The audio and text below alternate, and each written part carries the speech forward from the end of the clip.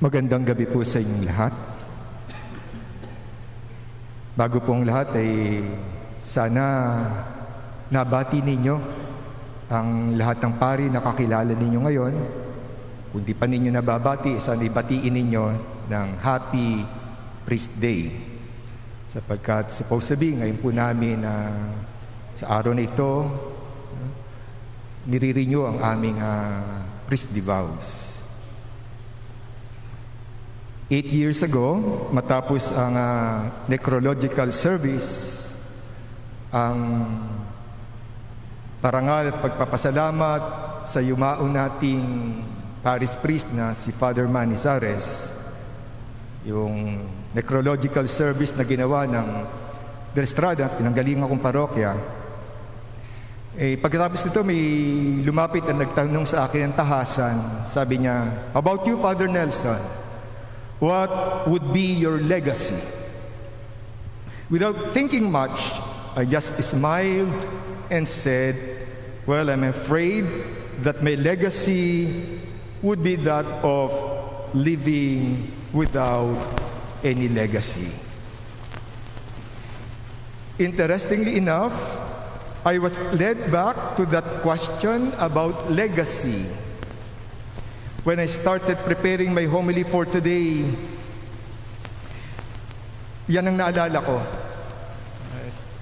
Yan din yung tinatanong ko sa sarili ko. Ano nga bang maiiwan kong pamana? Ginugunita at pinagdiriwang natin ngayon ang huling hapunan ni Jesus kasama ang kanyang mga alagad. At dito ay makikita natin ang pamana, legacy ni Jesus. The legacy of Jesus to His disciples and to us. The Lord Jesus left us a legacy of love and service. Perfect love and humble service. Yan ang legacy ng Panginoong Hesukristo sa atin. Bago nagpatuloy si Jesus sa daan ng kanyang pagpapakasakit, hinugasan niya ang mga paa ng kanyang mga alagad at inialay niya ang kanyang katawan, ang kanyang katawan bilang pagkain at ang kanyang dugo bilang inumin. Ang dalawang akto, dalawang gawang ito ay magkasama. They belong together. They are both an expression of the Lord's determination to show the depth and the fullness of His love. Therefore, John introduces the story of the Lord's Supper and of the washing of the disciples' feet with the words, "Jesus loved His own in the world, and He loved them to the end." This is how Jesus presents to us the complex reality of perfect love. He who is Lord and Master takes on the role of a slave, the role of a servant. Noong panahon ni Jesus, ang isang alipin o slave ay inaasahang ilalaan niya ang buong buhay sa pagsisilbi sa kanyang amo hanggang kamatayan. Sa pag-ako at pagganap sa tungkulin ng isang alipin sa paghuhugas ng paa, pinahayag ni Jesus sa praktikal na paraan ang pag-ibig niya sa atin. What is more astonishing is that on both occasions, Jesus commands us to do the same. After washing His disciples' feet, Jesus says, "I have given you a model to follow, so that as I have done for you, so should you should also do. And after giving himself as food and drink, he says, do this in memory of me. Si Jesus ay hindi lamang nagturo ng tungkol sa pag-ibig, bagkus ang buong buhay niya ay isang tanda ng dakilang pag-ibig. Pag-ibig na ipinahayag, pinatunayan at pinakita niya sa paghandog niya ng kanyang buhay para sa atin. At inahabilin niya ito ay dapat din nating gawin.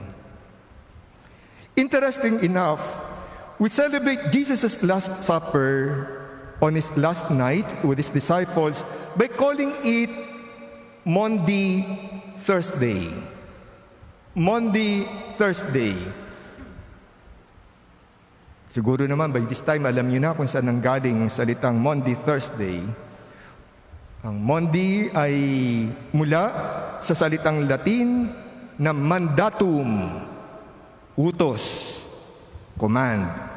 Nang gabi ng huling hapunan, ibinigay ni Jesus ang mandatum novum, the new commandment.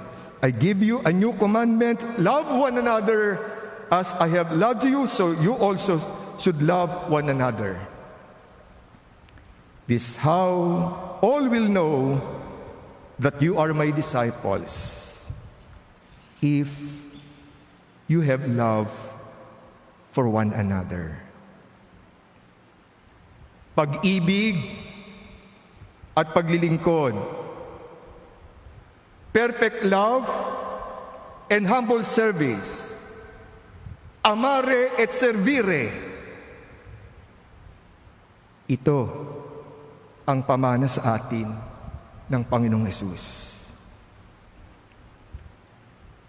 Hindi ba ang legacy ni Jesus ang siya ring dapat na maging legacy, pamana natin?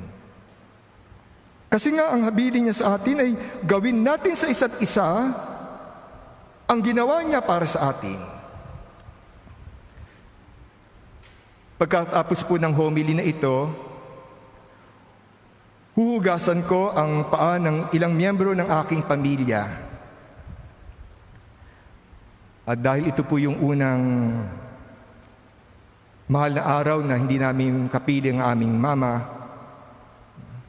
ay ituturing ko na siya ay kasama rin sa pagdiriwang na ito. Tuturing ko na kasama siya sa hugasan ko ng paa.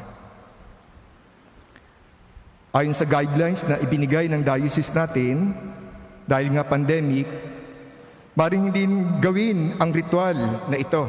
Maring skip daw. O gawin ito ng pari sa kanyang household, sa kanyang mga kasama sa kumbento. O sa kanyang pamilya.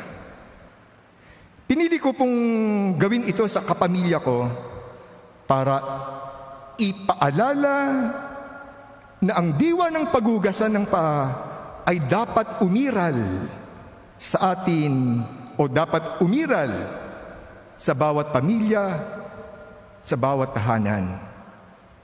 Sumisimbolo ito sa pagmamahalan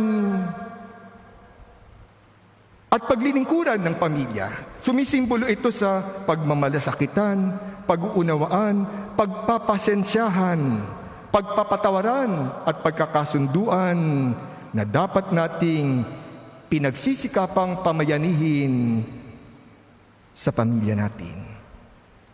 Nawatanggapin din ng bawat isang parokyano ng OLMMP ang panawagan at hamon na tularan ang ginawa ni Jesus sa pamamagitan ng pagyakap sa buhay pagsisilbi, the life of service, paglilingkod sa kapwa, pagsisilbi sa pamayanan. Jesus says, do this in memory of me.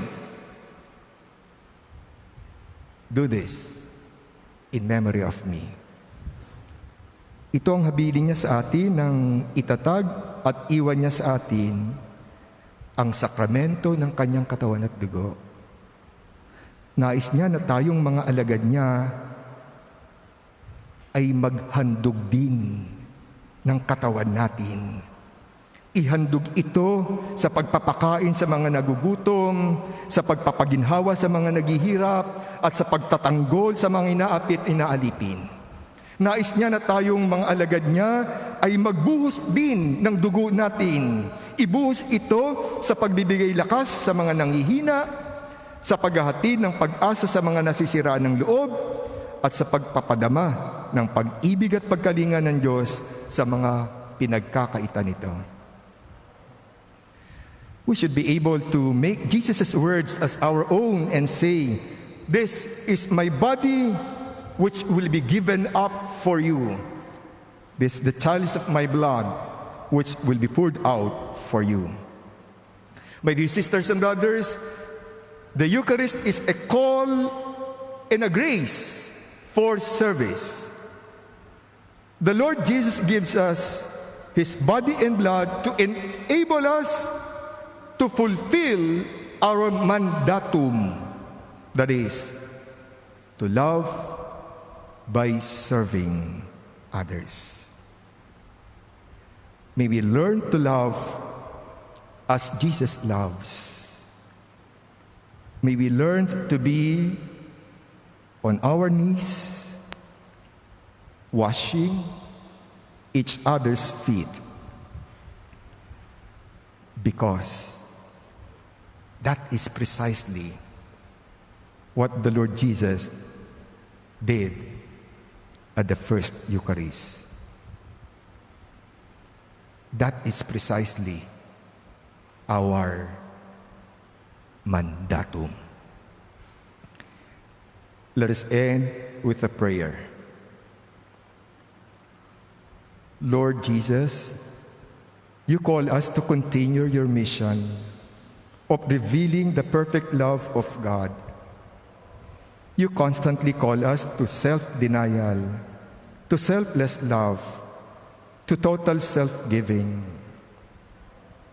You do not want us to keep anything for ourselves. Rather, you want our love to be as full, as radical, and as complete as your love. Lord, help us to bend ourselves to the ground and to touch the places in each other that most need washing. May the Eucharist, your body and blood, enable us to say to each other, "Eat me and drink of me." Lord Jesus, by this mutual nurturing, you want us to become one body, one spirit, united by the love of God. Amen.